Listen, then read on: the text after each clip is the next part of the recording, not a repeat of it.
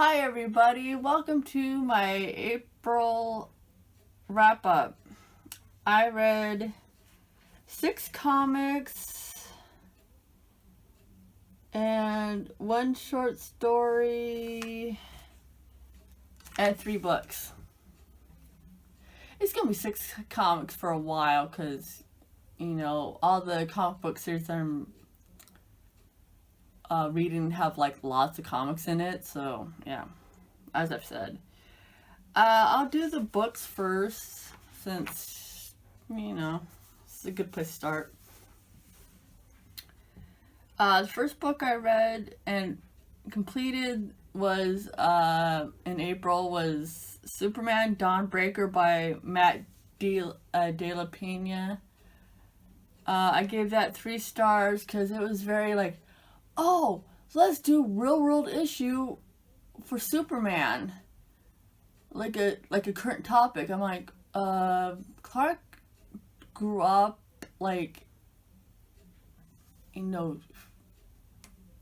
decades ago. He's not like a teenager of today, so like the story took place now with Clark as a teenager, which makes no sense since Superman's been around for decades. He's been around for a while. So it didn't make any sense to have him be in like an updated setting and be a teenager like in current times. It just did not make any sense. And if I wanted real world issues, I would watch the news or a documentary, not read a fictional book. I want some real issues, but not like I'm hit over the head with it, like on like these superhero TV shows and now books and stuff. It's like, oh my god, I want to escape real life. I don't want to live it in everything I read and watch. I mean, so it's like, that's what kept me from giving it more than 3 stars.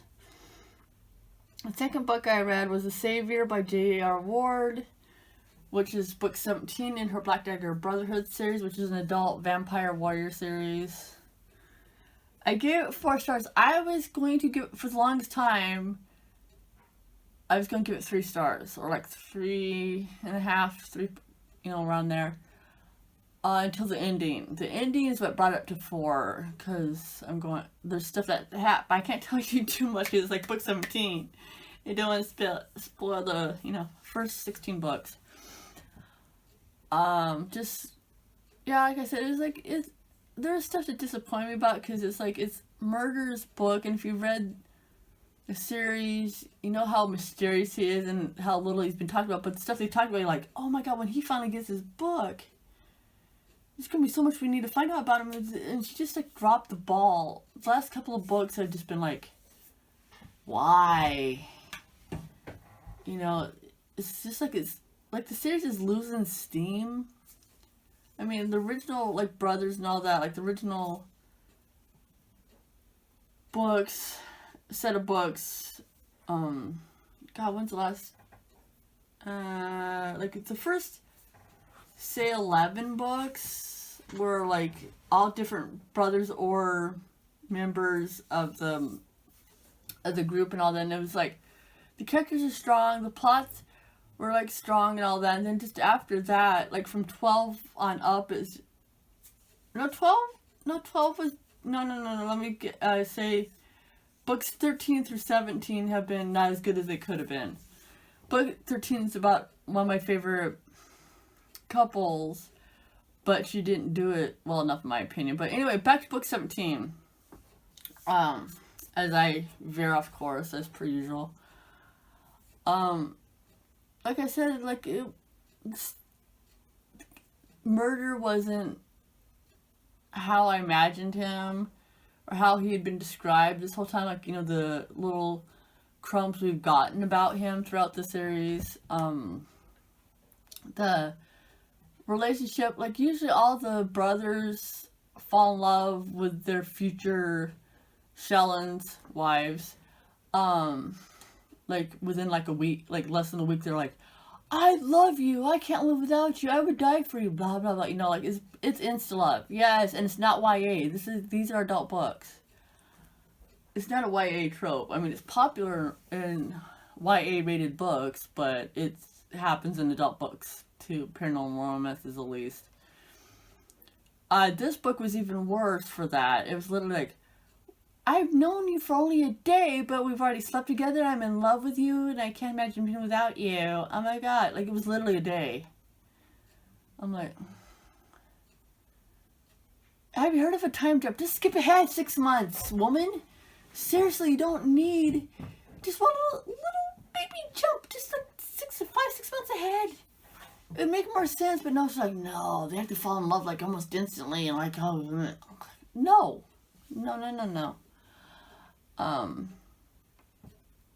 And there was a side storyline with another couple from a previous book, which I won't tell you because that'll ruin that book 9 for you. So I'm just gonna say it's a previous couple that's also had a side storyline in this book.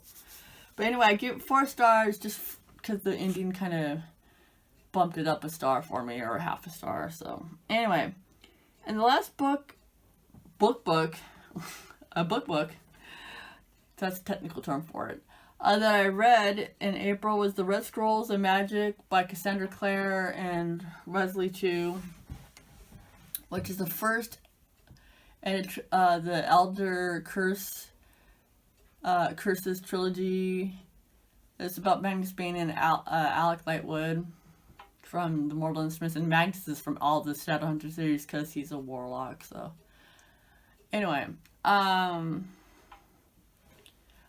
would say this, whether it would be it was just like this is literally about Alec and Magnus's trip to Europe that they were on during City of Fallen Angels.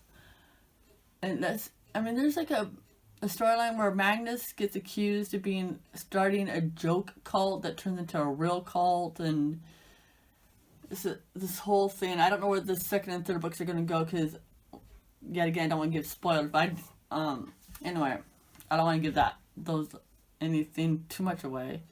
Be excited about this book if it was like a Clace romance book or a Sizzy romance book, and I just I'm gonna write in the description that there might be spoilers for the Mortal Instruments. If you haven't read it by now, or I don't know how you don't know who the couples are in that series by now. I mean, I've heard. Anyway, I mean, I gave it 3.5 stars because I love Magnus. Like, he's one of my favorite characters, but he's not my only favorite character, but he is one of my favorites. I enjoyed parts of it, but the plot was like, yeah, I saw that coming. Anyway, it was just like, I would buy it and probably read it again someday if I was reading the whole series all the way, like all her books all the way through again, and read them in order and all that.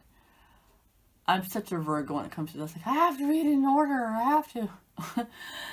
Anyway, now let's move on to the short story I read, which is related to what I was just talking about. And that's The Wicked Ones, which is written by Cassandra Clare and Robin Wasserman. There you go. 3rd time's a charm. It's part of the Shadowhunter, goes to the Shadowhunter market, collection. There's like 8, and this is like story 6 of 8. I've been reading this off and on for months, like since it came out. And I finally, I'm going to finish it. I need to read something else because I had 4 days left in the month, and I didn't have any other books I really wanted to read. So I'm like, I can squeeze a short story in there at the end of the month. And I did, and I finished it, and I gave it only 3 stars because these short stories are supposed to be about Jem and he's not really in them all that much, which kind of disappoints me, like, a lot, because it's supposed to be about him, and he's barely in it. Anyway, I enjoyed it, 3 stars is average, so I enjoyed parts of it. And now let's move on to the comics. I read 2 Uncanny X-Men. I read Avatar Last Airbender, Superman, Supergirl, and Wonder Woman. Like I have, for the last few months. The Uncanny X-Men are issues 432 and 433. I gave them both 4 stars. And this is based on art, storyline. Because with the characters, I love X-Men's like one of my favorite things, like superhero teams ever. No, not the effing Avengers, people. X-Men. X-Men's my thing. Along with Superman is my favorite solo superhero.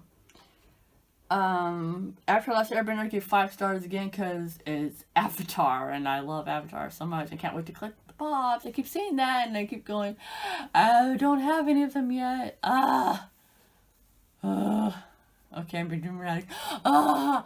Okay. Superman was issue number 8 of, Birthright, yeah.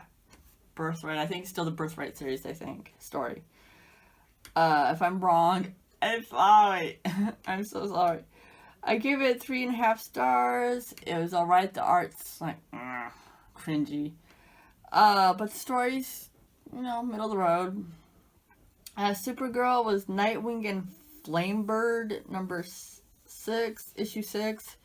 Gave it 2.5 stars because it was how Clark was portrayed in this comic. I'm like, Clark wouldn't do that. That Kal-El wouldn't do that. No. Like, no. I won't say what that is, but no.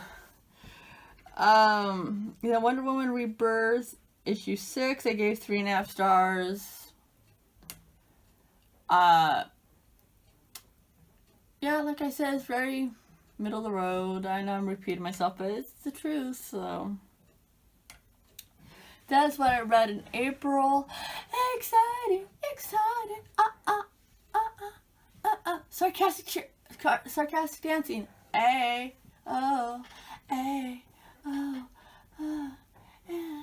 Okay. That's enough of that. That party. Shenanigans. Rambling. Anyway, thanks for watching. Please subscribe and like down below if you like my channel or any of my content or me. Thank you for watching. Thank you for subscribing if you do, and if you don't, then I am still glad you watched. And I hope you all are doing well, or as well as you can be. And I wish all the mothers out there Happy Mother's Day. Peace.